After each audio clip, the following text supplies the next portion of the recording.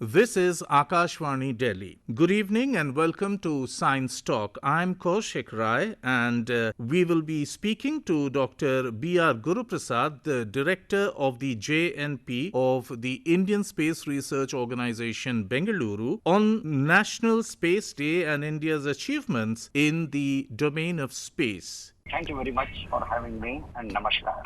National Space Day is being celebrated on August 23rd. The reason is that was the day when India made a historic landing in the South Polar region of the moon. You may remember that August 23rd, 2023 at 6:03 p.m., India's Chandrayaan-3 spacecraft Vikram lander made a soft landing, that is a gentle landing on the surface of the moon in the South Polar region. India is a pioneering country to have made a landing in this region. All other countries which have landed on the moon, United States, the former Soviet Union, China, these three have made soft landing on the moon. They had not done in the South Polar region. India was the first country to land in the South Polar region of the moon. Here, I'd also like to mention that on the 23rd of August 2023, it was Akashvani who brought this huge event live to the homes of the people of India. And we can also share with you that the Honorable Prime Minister of India,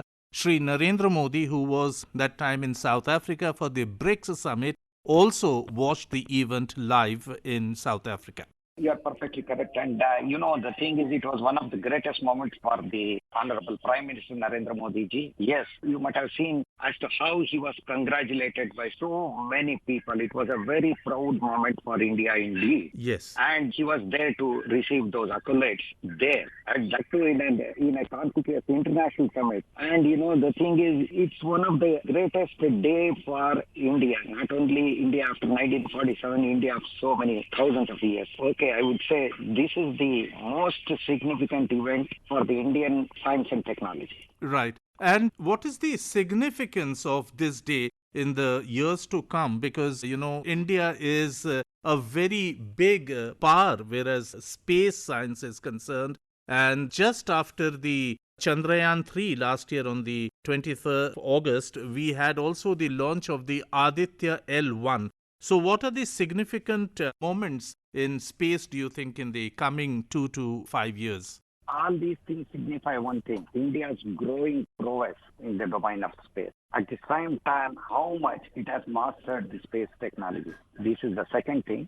And the third thing is, it has inspired our large student community consist, and it has galvanized the entire country. Of course, 2 weeks, barely about a week later, after the successful landing of Vikram lander on the moon, Aditya L1 was launched by India's trusted workhorse PSLV. 3 months later, Aditya reached its final destination, which is what is known as halo orbit around one Lagrangian point, right, which is situated at a distance of 15 lakh kilometers or 1.5 million kilometers from the Earth towards the Sun. It is not easy to send a spacecraft to such a region. Yes. It has excelled in the exploration of the moon through Chandrayaan program, Chandrayaan 1, 2, and 3, as well as in the study of the sun, in the exploration of the sun through Aditya L1. All these things signify the growing confidence of India about its strength in the domain of space. India today is one of the prominent spacefaring nations,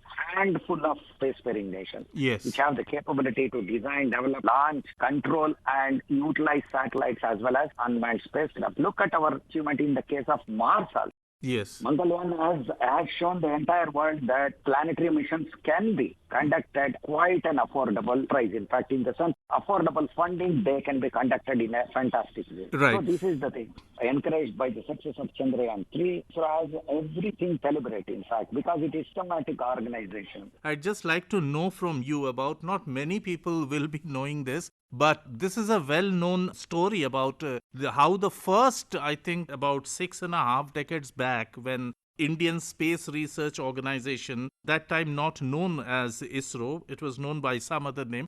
I remember having read that bullock carts and cycles were used to transport the essential equipments at Tumba near Thiruvananthapuram. So if you can just recall that story for the benefit of our listeners, that from that stage to where we have reached today, Dr. Guruprasad? Yes, it is very interesting indeed. When the Indian space program was organized in the early 60s and when it formally began on November 21st, 1963, with the launch of a sounding rocket, not a big rocket to launch satellites, it's a research rocket. The scientific instrument was built in Japan, but the people who enthusiastically launched were Indian. And those were the days that only bicycles used to be used for taking rocket parts towards the launch pad or to be integrated with the scientific instruments. Even Shri APJ Abdul Kalam sir, actually, he worked there and he too might have gone like that. In fact, that is the dedication which they had. And you mentioned about bullock cart. One of our satellites called Apple carried on bullock cart to conduct a test. Yes. In a quick and efficient way.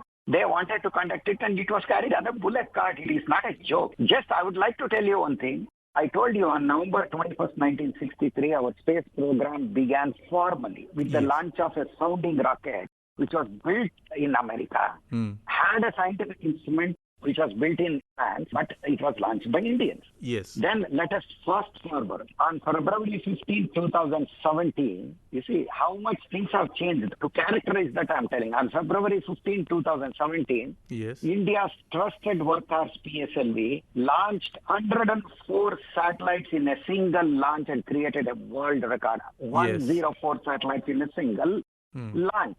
Of those 104 satellites, 96 of them were from the United States. 96 were American. One is from Kazakhstan, Israel, and Switzerland, and Holland, like that. And 3 were our satellites. Totally 104 satellites. This shows to what extent India has grown in the domain of space and what its capabilities are today. In fact. So when all these satellites were launched, people who were jumping with joy, not only they were Indians, but Americans too, because their 96 of their satellites had gone to orbit perfectly. Right. Dr. Guruprasad, the ISRO over the years has earned a huge reputation and also rightly mentioned that so many satellites are being carried aboard Indian space vehicles through single launches, and that is also very cost effective. So do you think that ISRO has now a niche market for launches of satellites, because it's a very, very cost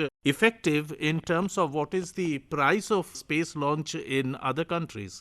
See, when it comes to cost, you see, such things are done on a commercial basis normally.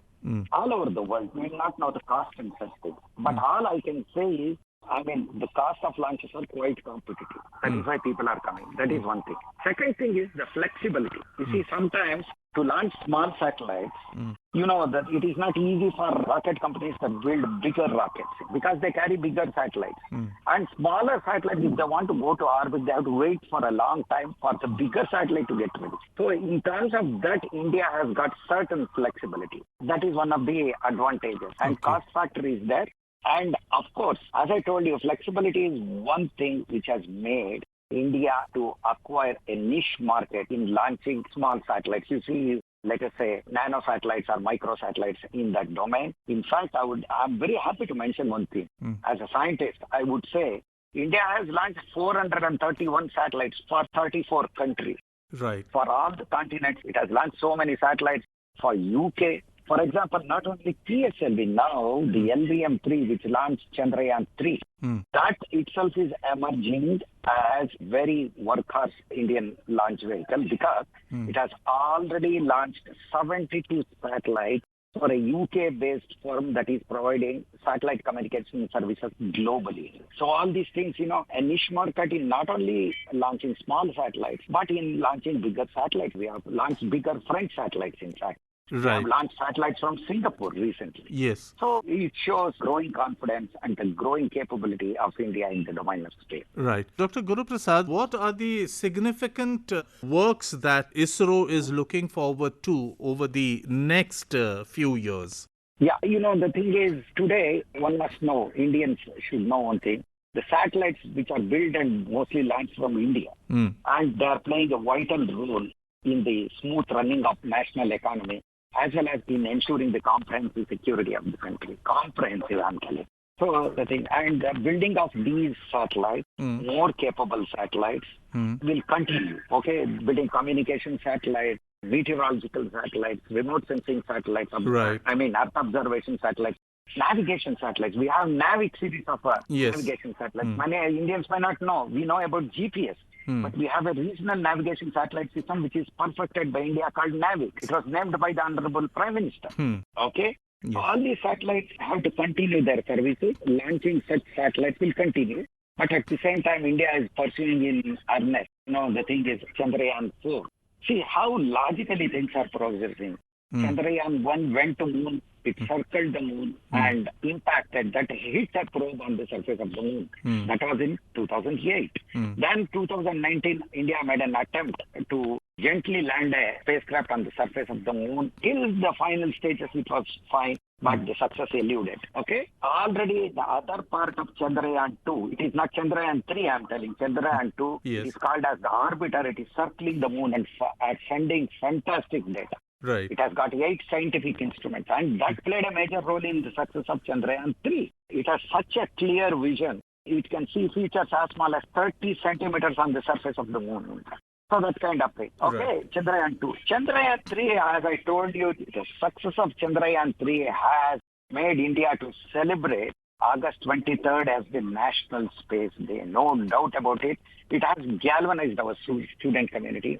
And Aditya L1 is studying the sun. AlphaSat is studying the universe. AstroSat, which was launched earlier, it is also working fine. So all these things make India to launch more number of satellites for space science, to study the universe and, to study the Mars again. And Chandrayaan 4, as I mentioned, and for Mars also, continuity has to be there to study Right. Mars. Right. And Dr. Guruprasad, I'd also like to know from you about the career prospects for youth in the domain of space research, space launches, etc. Yeah, I'll talk about it. But before that, I would like to tell you one more thing. Please. One of the game changers, okay, our program which is adding a new dimension to the Indian space program is Gaganyaan. Okay, India is pursuing Gaganyaan, which is its first human space flight program. And the thing is, things are progressing very well. But ISRO is really, it is given a lot of importance for safety. And that the launch vehicle is being developed, Gaganyaan spacecraft is being developed. 4 astronaut candidates, whatever you may call them as Gaganauts or whatnot, they have been selected. Okay, 4 of them, and one of them is going to go to International Space Station also. The recent reports are told. This is about Gaganyaan, which is very appropriate considering the dreams of India by the year 2047. Okay, that Right. kind of things. Indian space program is very exciting for the people. For people to work with. Okay, work Right. with as well as to work for, I would say.